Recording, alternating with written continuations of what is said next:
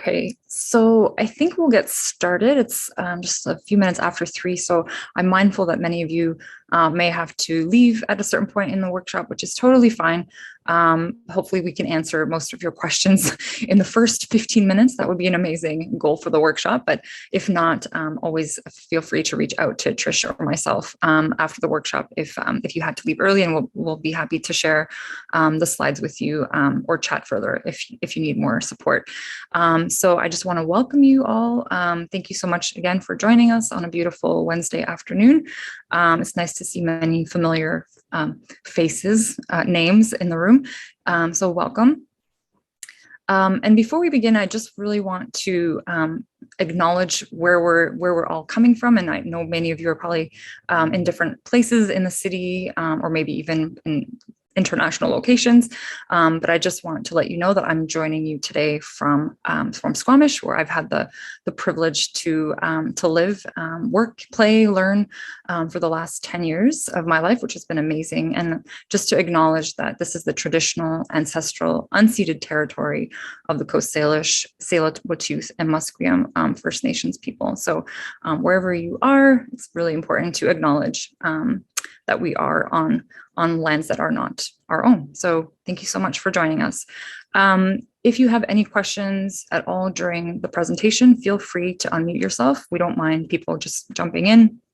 You can raise your hand, or please post any questions in the chat. And so Trish will moderate the chat while I'm speaking, and then vice versa. So we can hopefully answer all your questions throughout the session. So we are your facilitators. So Trish and I'll let Trish introduce herself, but I'll just say very briefly that I am Paulina. I work for ISOTL, which is the Institute for the Scholarship of Teaching and Learning at the Center for Teaching, Learning, and Technology. And I'm a SOTL facilitator as well as a research, well, not a research, evaluation consultant, an evaluation consultant. Sorry, it's a newer position that I just started, so I'm still trying to get the name right. And Trish, I'll let you just introduce yourself briefly. Sure. Hi, everyone. I'm Trish. I work alongside Paulina at the Institute for the Scholarship of Teaching and Learning, where I'm an evaluation and research consultant. Thank you, Trish. All right, so we'll kind of go over the goals of the workshop for today in the next slide, and we'll go over the different parts of the workshop. So we have an hour and a half, but I think this workshop will be slightly shorter because we want to leave as much time as possible for your questions, because everybody's projects will be so different and unique that we'll probably want to leave a lot of time for us to have a discussion about your projects and whether you need BREB or not, because that's why you're all here. So part 1, we'll talk a little bit about ethics in teaching and learning context, which is where Trish and I situate our work in ISOTL, and then really determining whether BREB is required for your particular context.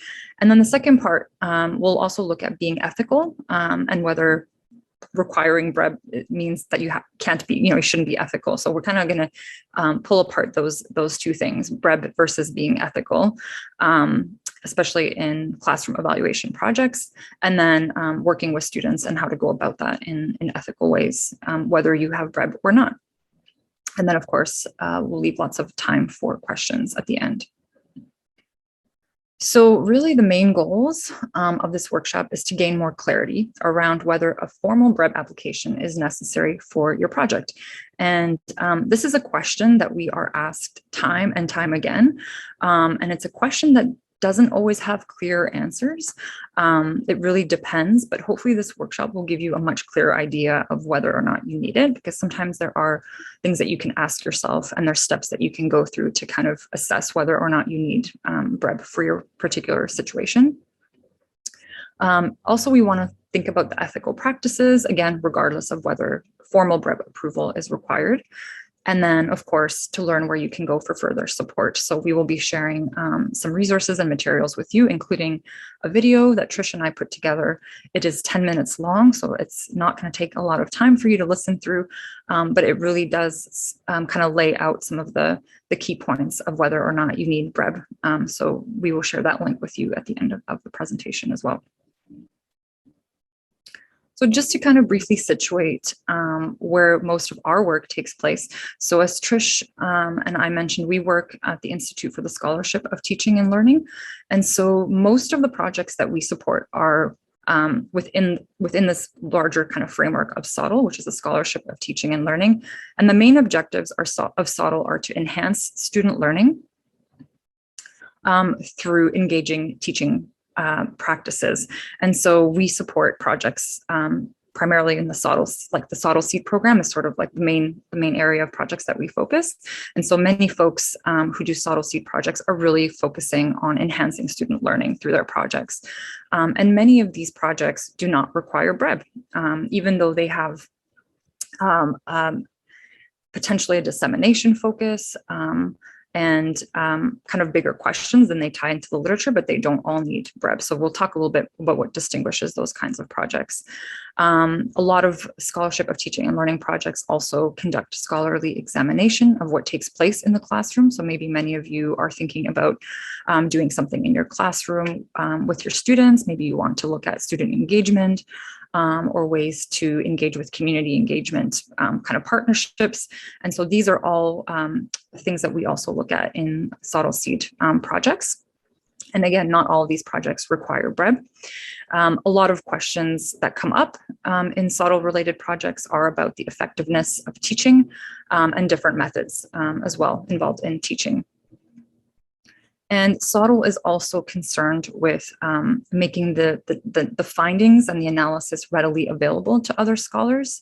And so there's a real big kind of focus on a scholarly community. And so sharing the results of your classroom practices, or if you do any classroom evaluation, one of the key components of SOTL is really about dissemination, and whether that is through journal publication, conference presentation, or just sharing your findings at a department meeting. So those are all kind of the three areas of work that Trish and I support.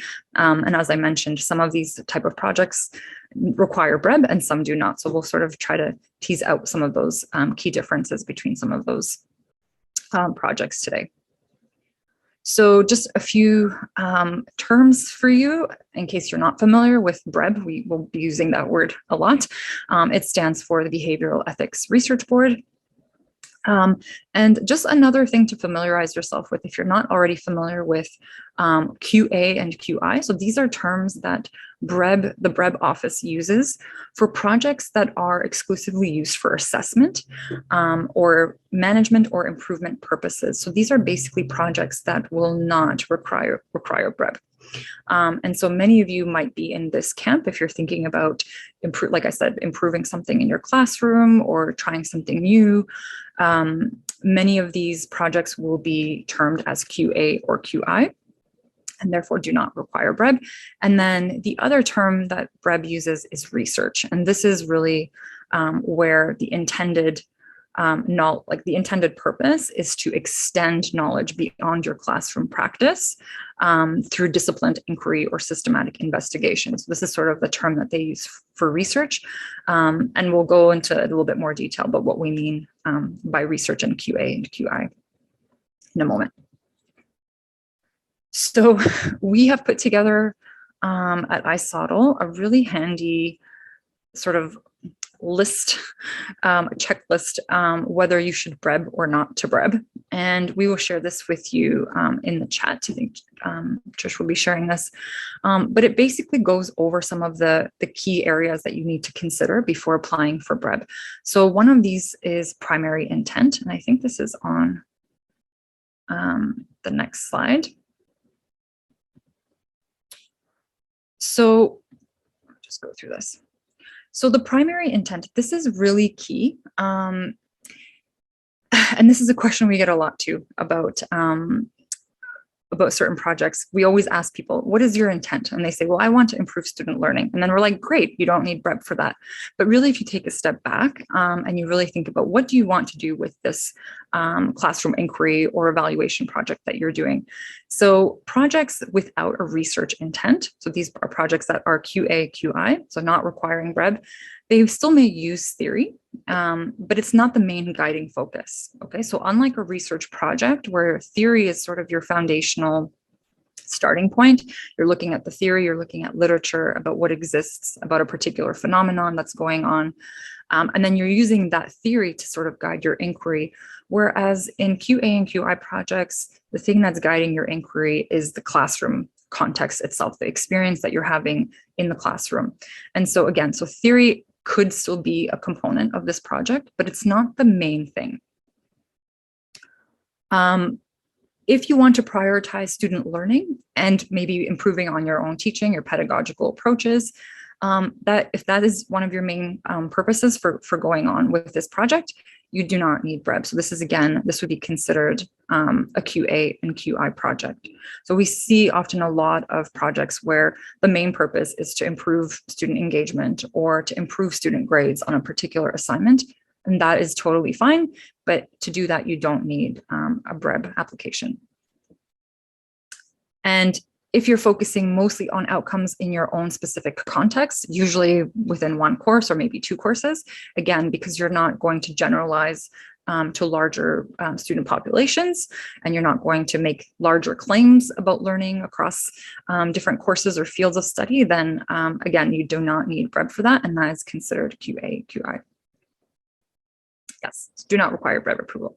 So at this point, I just want to check in with you all about what I've said so far about QA, QI, and about the intent part of whether or not you need BREB. So if you're thinking about your own intent, and maybe we can take a moment at this point, and if you can pop in the chat, or if you want to just unmute yourself to just ask any questions about this piece, because it is really the key piece, whether BREB will be required.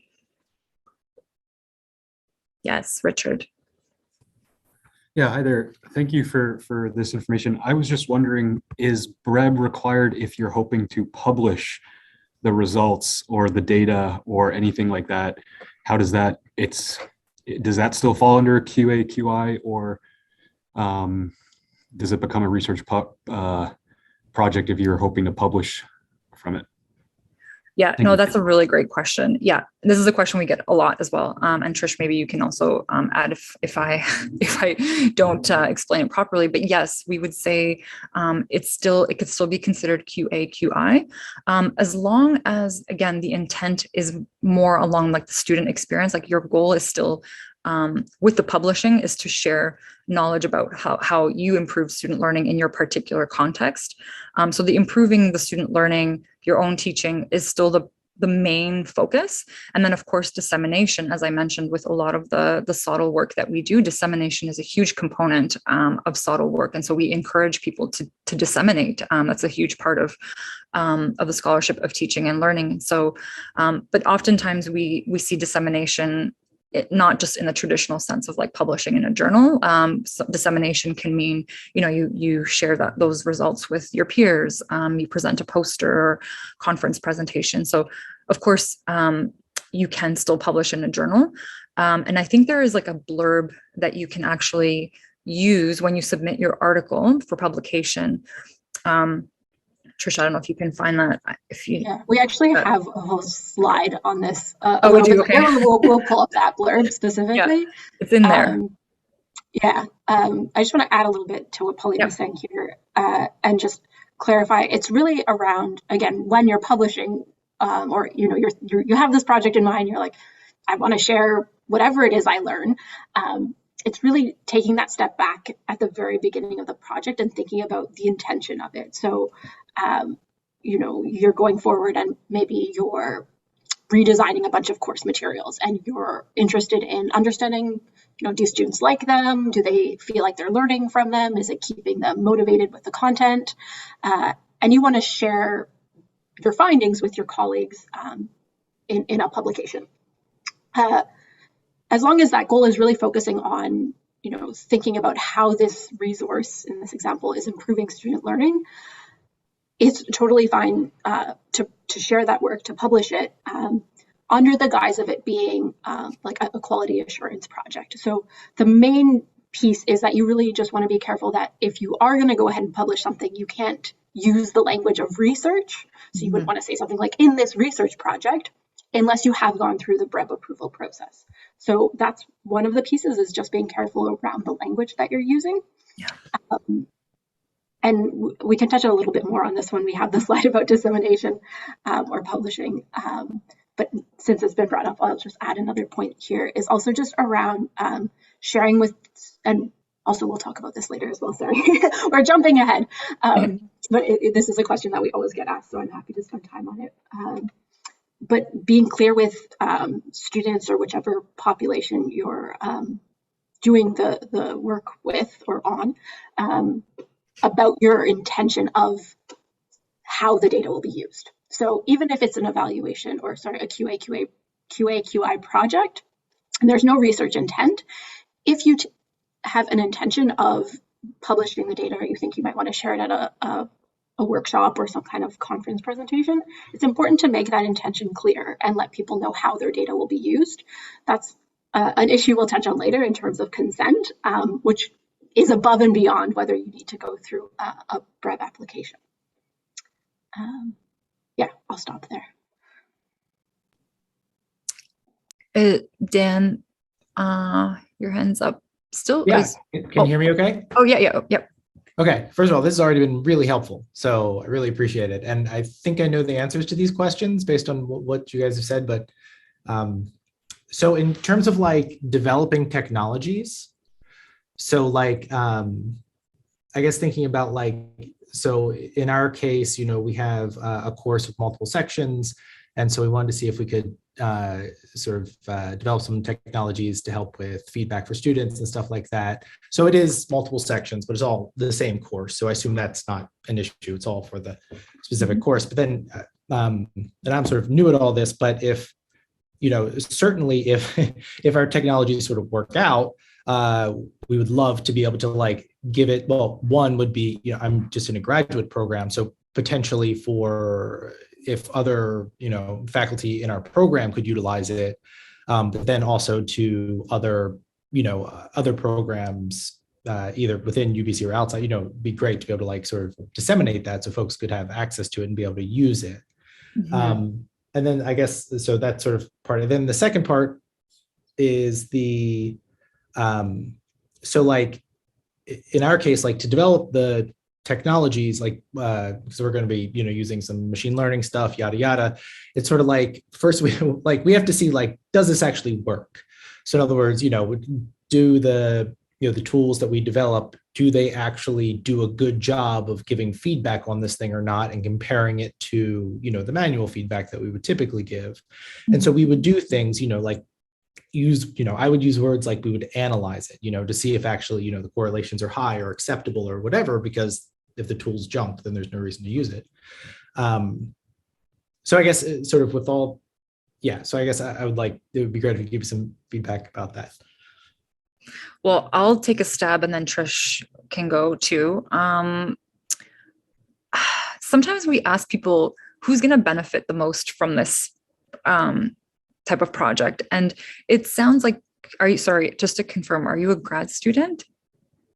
No, I'm a faculty member. Okay. Sorry, I thought you said something about grad work.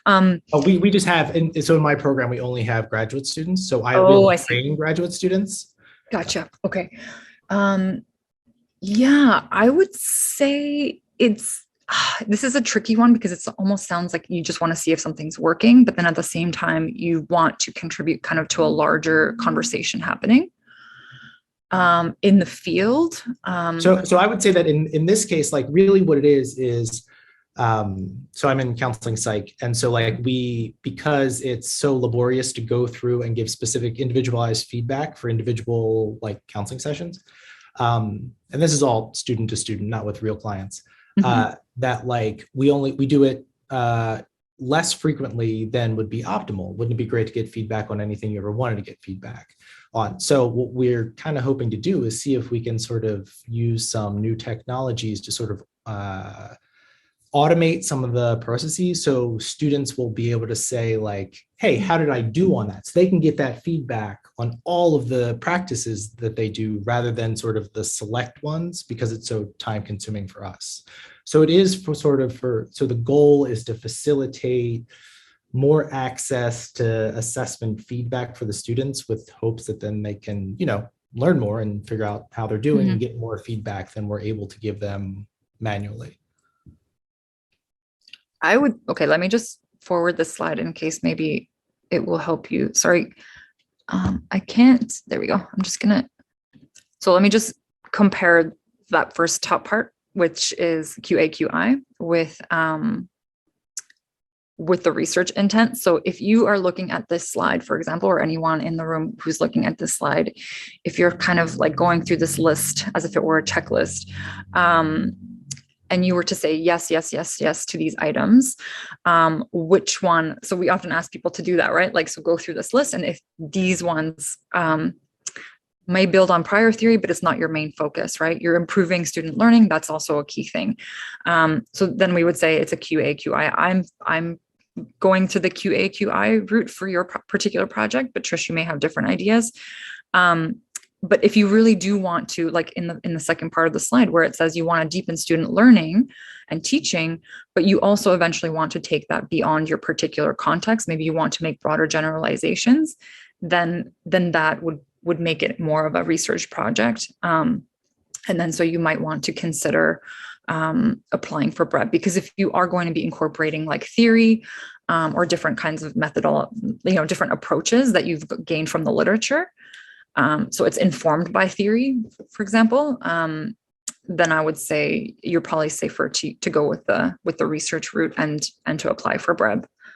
So it's not super clear cut, but again, you need to consider what your intent is and where you would like to take the project, and whether you want to kind of stick with focusing on your particular context, or whether you want to make these kind of more broader, like generalizations about learning in this particular field that you're working in.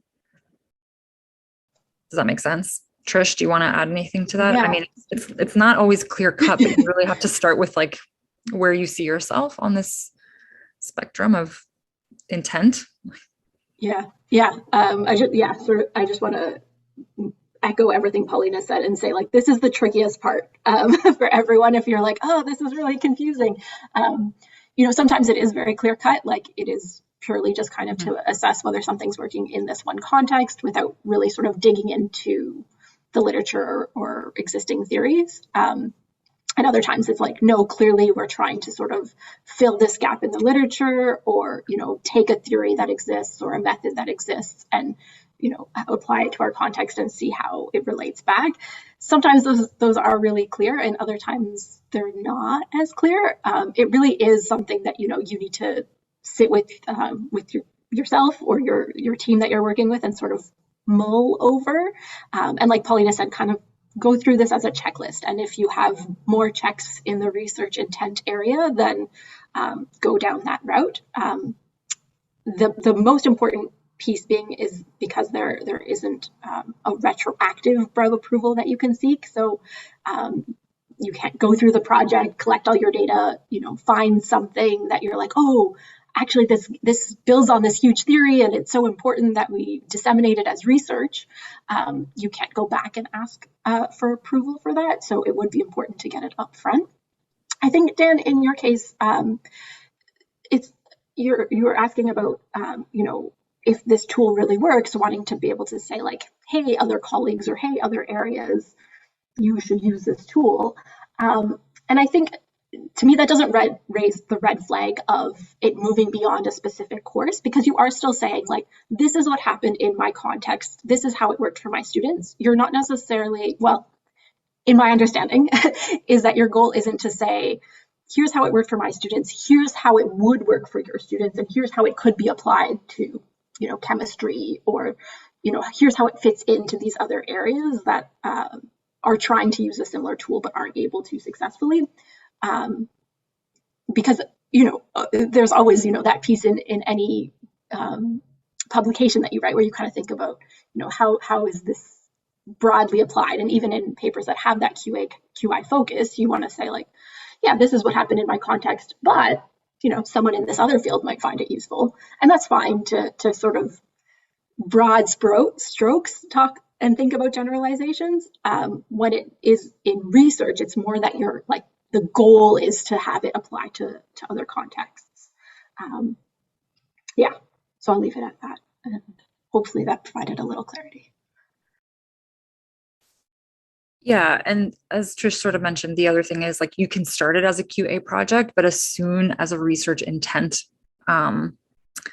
emerges, then you must apply for BREB. So let's just say you start it and then you realize, you know what, actually, I do want to collect student data and I do want to disseminate and kind of make generalizations because I am seeing maybe something interesting, or I think maybe there will be something interesting. As soon as you start thinking in those terms, then you definitely need to apply for BREB, but you don't necessarily have to in the beginning. You just have to be careful with, once you have collected data without BREB, then you can't really claim that it was a research project. And then there's obviously limitations on how you can publish that work if you have student voices involved in that. So you have to be really careful around that. But Trish will talk a little bit more about involving students in the project as well. Are there any questions? We have lots of time, so we can move as slowly as we want through these slides because we don't have a lot of slides, but we just want to make sure that everybody is clear on these really important parts of the presentation. I don't see, no. Okay. So yeah, so this slide is, again, it's kind of like one of those choose your own adventure type of thing. So again, thinking about what is your primary intent. If your primary intent is to support generalizations beyond the population, so beyond your student population, your classroom, then you need BREB. And if your primary intent is to revise or adjust or to enhance or improve or to examine a little bit more closely what is taking place in your particular context and to maybe make some improvements, then again, BREB would qualify that as a QA and QI project. And, you know, if you're not sure in the end, it's always okay to go and reach out to somebody in the BREB office and to ask them. And sometimes for the Sawdell Seed program, for example, we've often seen a lot of projects that we thought would need BREB. This was, a couple of years ago. Now we're a little bit more clear on that, but a lot of projects would get sent back and they would say, no, you don't need BREB for this. So again, if you're not 100% sure, if you want to make sure that you're being ethical and you're checking off all those boxes, then you can still try to apply, but they might just come back and say, nope, you actually don't need BREB for this. You're fine to go ahead. Yeah, Richard, you have a question? Yeah, I think you actually just probably answered it, but I'll ask anyway. So at my previous institution, it was a case where everything you still applied through to the ethics board, and then you indicated the level of out of 6 or something that you were applying for. So if you were doing a QA QI, it would be just a level 1 and it would be exempt from the ethics board. And then they would still write you a letter saying, this is exempt under classification 1. So go ahead with your project. Is that the same case as it appears here in this flowchart? BREB review not required. Does that mean that if I myself as a researcher determine this is QA QI, I'm pursuing that avenue, I don't even need to involve BREB at all? I don't need any letter. I can just go ahead with my project as is, and then follow along that kind of pathway? Or is it that you would still submit to BREB as a QA QI project, and then they would say, thanks, but no thanks, and best of luck with your project?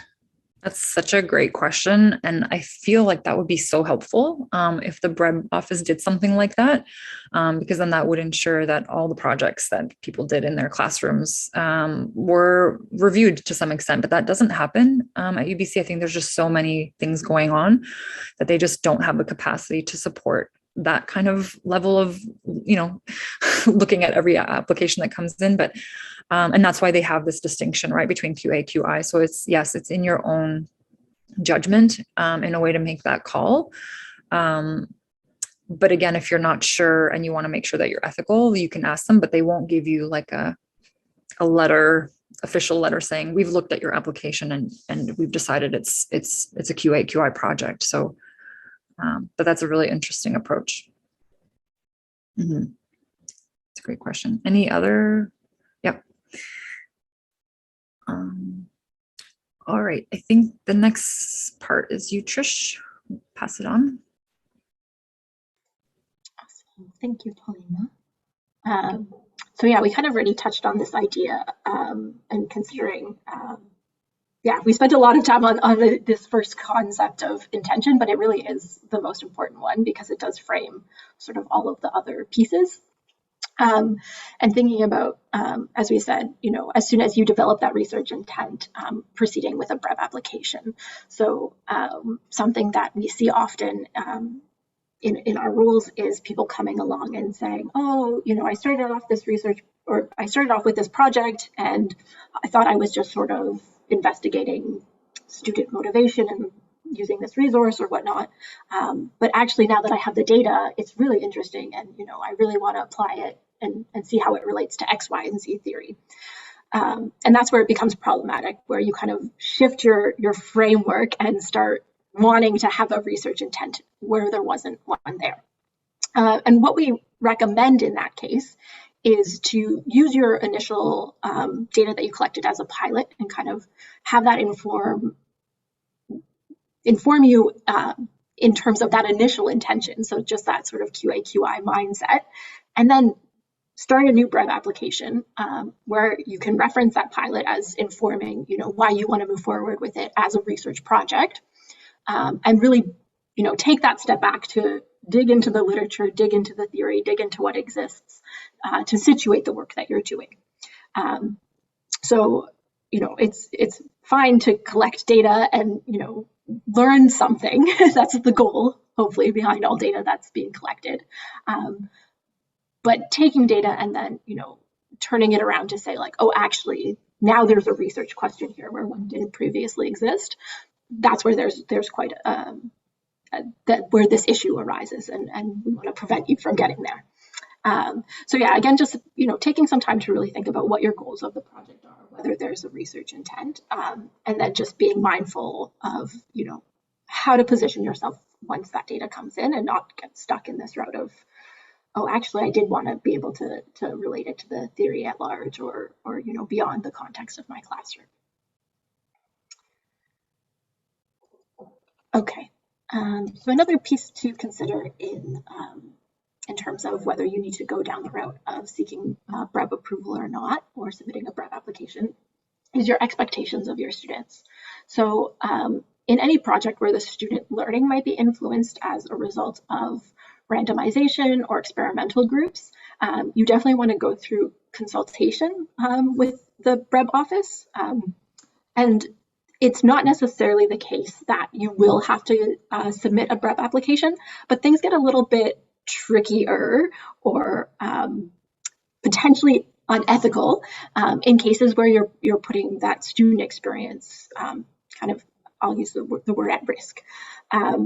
So in a case where you're looking at something like, does this new course website function to help students learn this content better or feel motivated in this topic? That's one piece where students are involved in the process. But in a case where perhaps you're thinking about giving one subset of students a learning tool, but not providing that learning tool to the other subset of students, that would be unethical, and you wouldn't be able to get BREB approval for something like that.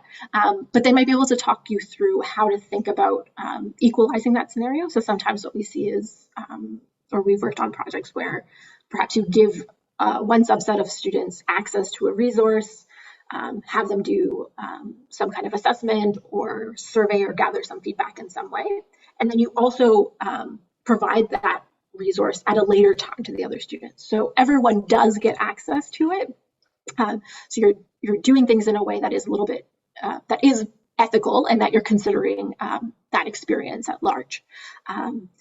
But just any time that you're kind of thinking about doing things in sort of that more like research lens of, putting people into groups like an experimental or control group, where there might be an impact on the student experience, you want to kind of take a step back and think about how that could reflect on the project, and speak with the BREB office on that. And again, just Paulina mentioned this earlier, but just reiterate, we do have quite a small team UBC, the BREB office is quite small, but I always get responses from them really quickly whenever I have some sort of clarification question. They're a fantastic, very friendly group of people, and they've dealt with teaching and learning projects for a very long time. So always feel free to reach out to them. They're here to help support our projects and have the students or participants' interests in mind.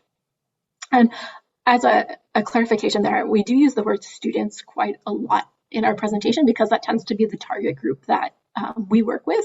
But just want to highlight that all of these rules and pieces would be the case if you were perhaps investigating something like a teaching team experience. So if you were doing focus groups or something with instructors or other people who weren't students, these same guidelines would apply.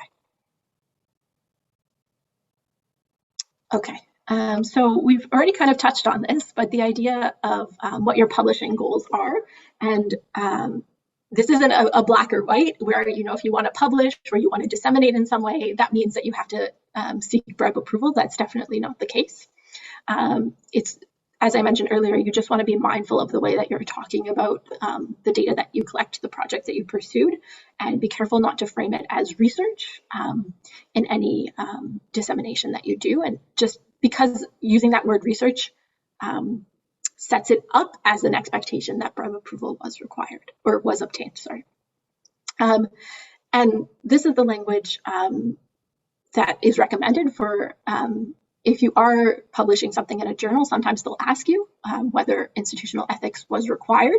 And this is the language that we recommend that you use because the activity fell under this umbrella of quality assurance, and the UBC's institutional ethics board does not require or was not required for this case.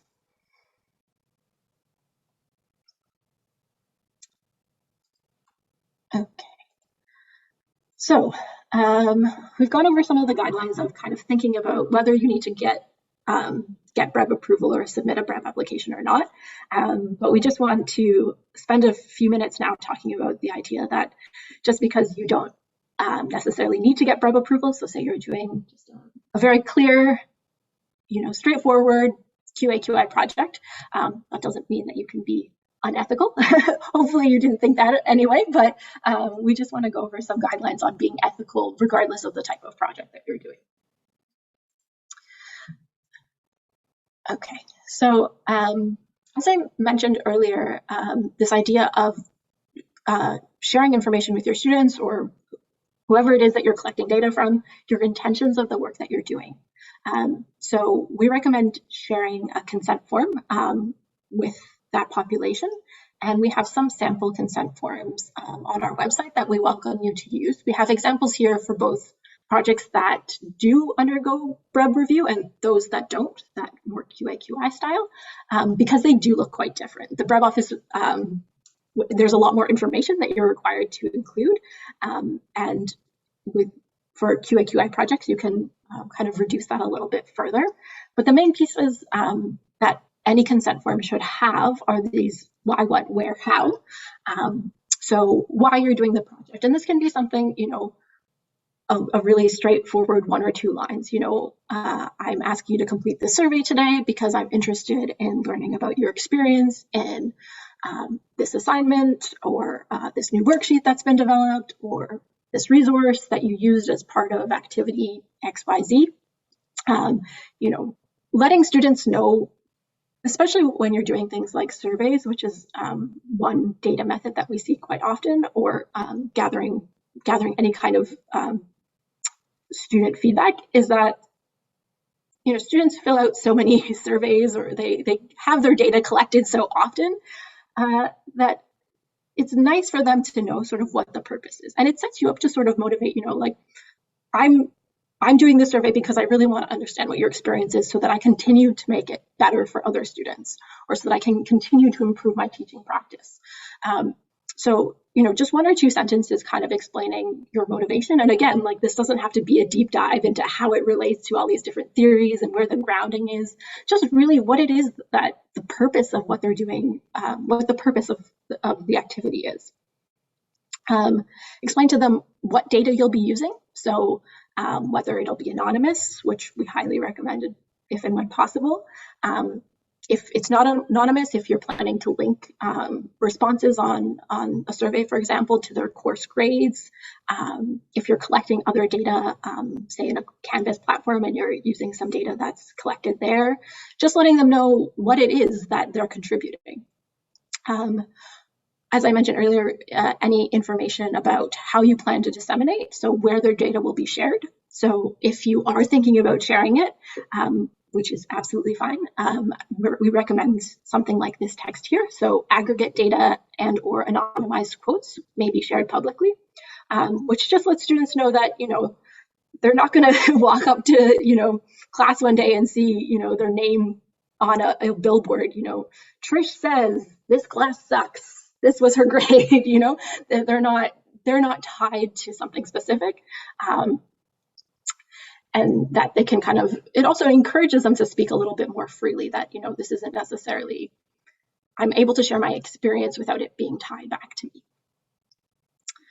And then also how their data will be kept confidential. So we always recommend having someone aside from the instructor be involved in the project so that the students aren't as worried about it influencing their grades. We'll talk about this a little bit more later, but the idea of there being a power dynamic can exist if one of you was an instructor for a course I was taking and, you asked me some questions, did you like this course? Was I a good instructor? Did you like this material? Did it help you learn? And I felt that, maybe you're going to use my responses and I'm going to get a lower grade for responding a certain way. Or, I can't really be honest about how I feel. On one side, it can impact the way that they respond to the questions.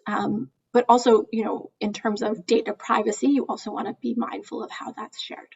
You want to be mindful to share that with the students and let them know how that information will be shared. So who will have access to the data? So if you have perhaps a graduate research assistant helping you with the project, include information about them and how the data will be stored.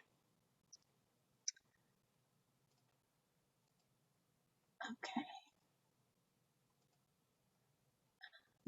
Again, thinking this idea around ensuring confidentiality or anonymity when possible. So having, someone else involved in the project.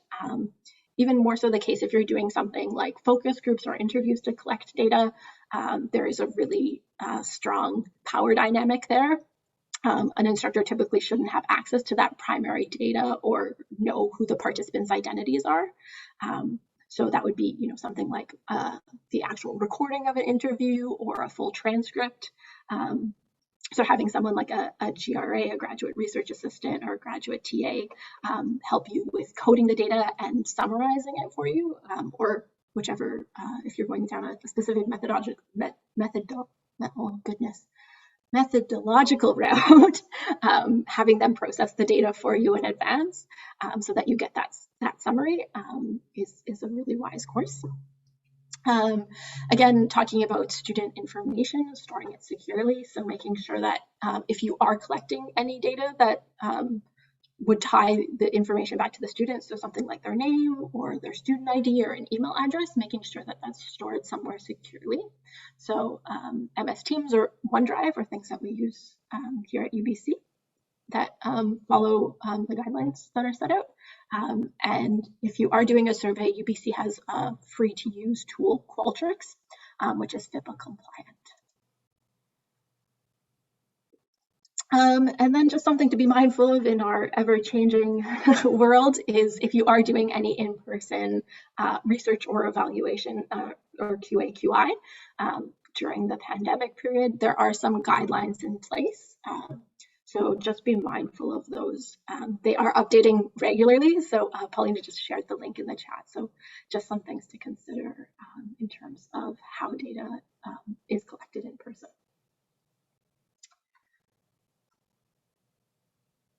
Okay, so then touching on working with students, how to incentivize them is a question we get asked quite often. You're doing something like a survey and you have a class of 100 students and only 20% of them are filling out the survey, or you're recruiting for a focus group and only 3 students are, signing up. Can you incentivize them? What are the acceptable methods? So of course, loads of people collect data without incentive. We are able to get data in that way. I think in projects that I've supported, one of the big ways that I've helped, or one of the big ways that I found that students are more willing to share information or participate is, again, as I mentioned with the consent form, is really sharing the intention of the project with them. As I'm sure many of you are, students are bombarded with surveys and requests for their data or feedback every day. And so, getting a link on their Canvas page without any sort of context or information about why it's valuable or how it will be used, they kind of feel like this is just something else to waste my time. So, taking 1 minute out of your class time to say something like, here's why I'm doing this survey, here's how the information will be used and how it will help. So, kind of taking what you will have in a consent form, but really sharing that with the students and explaining to them, why you're passionate about this. You're collecting data, many of you, I'm sure, because you want to improve that student experience. You want to improve your own teaching capabilities, or, how you're able to connect with your students. And so sharing that sort of passion for why you're doing this project and why you're asking these questions, I think does make a world of difference in influencing folks' likelihood to sign up for something or participate. Otherwise, if you want to go down the route of incentivizing students in some way, bonus marks are an option. Typically, we see instructors willing to add 0.5% or up to 2% to a related assignment. So say you've developed a resource that you're sharing with students. Think of an example, a project that we supported where an instructor developed a new rubric to help with writing assignments. And so, if they filled out a survey, then perhaps they could get some bonus added to that assignment for providing feedback on how the rubric was useful to them. And so that's something that we see sometimes. You can also look at something like a small incentive that gets offered to everyone. So if you participate in something like a focus group, you can offer all of the participants a small gift card or food and drinks. We haven't done too many of those in the past couple of years, but if you were holding a focus group in person, you could offer to have refreshments at the event. And then something like a raffle, typically we see those more with surveys where there are a larger number of participants. So something like a 1 in 3 chance of a Starbucks gift card or something like that. I just see some activity in the chat, so I'm just going to take a moment. Yeah, so in terms of getting information from students for incentives, with a survey, you can set up quite easily in Qualtrics is you have students complete the survey, and then at the end, you would have some kind of information, which would say something like, thank you for filling out the survey. As an additional thank you for your time, if you would like to be entered in a raffle to win 1 of 3 Starbucks gift cards, please click this link. And the link would go to a separate survey where they would enter their email address or their name or their ID or whatever information you would need to contact them. And what this does is it does still tell you who has filled out the survey. So you'll at the end have this list of email addresses, say, from everyone who has clicked that additional link. But it doesn't allow you to directly tie back that email address to their specific responses. So me, Paulina, Lisa, Dan, we all filled out this survey, but you don't necessarily know which of us, which responses are linked to us. Yeah, in terms of, Laura, like for funding, sometimes you will need to fill out something like who participated. So I know when we offer support for like a financial incentive for something like a focus group, we do have to write down the names and the email addresses of the students. And we keep that as a document just to submit with our records. So it would be something that you could keep separately. Again, the piece is really just around, I can't go back and say, this is how Paulina responded in the focus group. I just know that she participated in it.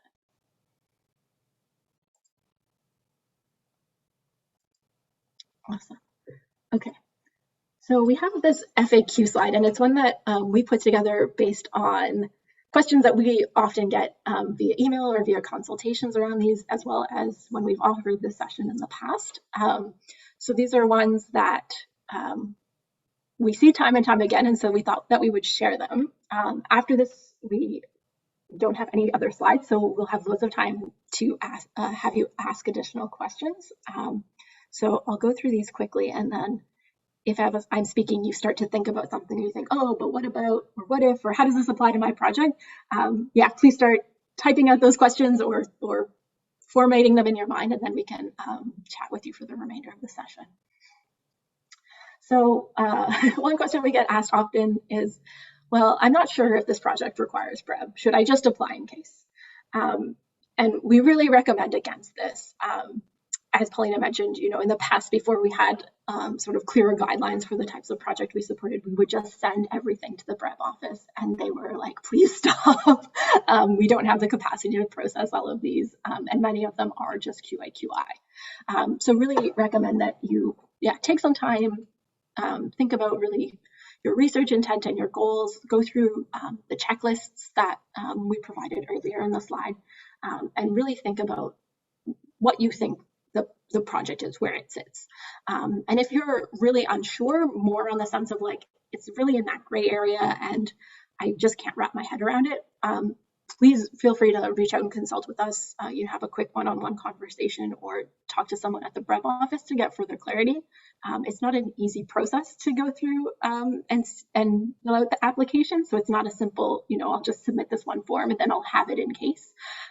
You do really need to kind of mull through what the goals of the project are and take some time to do that. Another question we see often is around using anonymous quotes collected from evaluation or QA/QI projects. And so certainly, again, if you're disseminating in any form, it's definitely fine to share anonymous quotes. That's not a be-all, end-all for needing BREB approval. Again, just making sure that you're not presenting any of the data as research if you haven't gotten BREB approval, as well as making sure that students or whoever your participants are aware that you plan to use anonymous quotes from the data collected.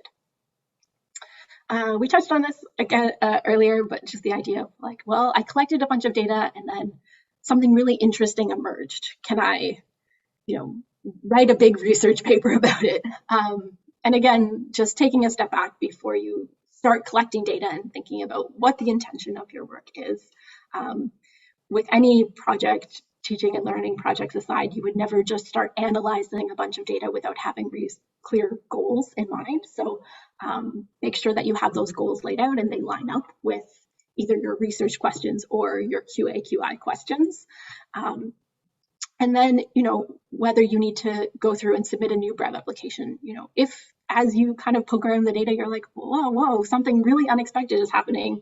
I think this could be really interesting and it could contribute to the literature. Taking that step back and saying, okay, well, now I'm going to pursue this line as a research project and dive into that a little bit further. There is a route you can take called or apply for secondary use of data. And so secondary use of data is when you've collected data with a certain intention. So you said, this was a QA/QI project, but then you want to reuse that data for a different inquiry. So, say you collect student feedback on an assignment that you used, and that was sort of just to see how things were going. And then down the line, you're like, oh, actually, I want to be able to use this data for another research project that I have. You can submit an application to use that data for the project. It's a little bit tricky. So you really want to connect with someone at the BREB office to get clarity around what's required. The biggest issue is that you're unable to obtain participant consent for that data because when you collected it, you didn't make that intention clear and how it was being how you plan to use it.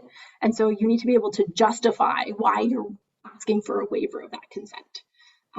And so, if you find yourself in that boat, I just strongly recommend that you connect with the BREB office to try to figure out if it's possible to use that data before you start using it. Okay, so our email addresses are here. I'm just going to quickly jump to this last slide. We're happy to share all of these slides with you. We do have some other resources that we put together from different sources. So these are here for you as well that we'll share when we share out the slides. So I just wanted to let you know that there are even more links for you to work through. But yeah, we'll take some time now. I guess the next half hour, we're happy to answer any questions. I see a couple comments in the chat, so let me see if I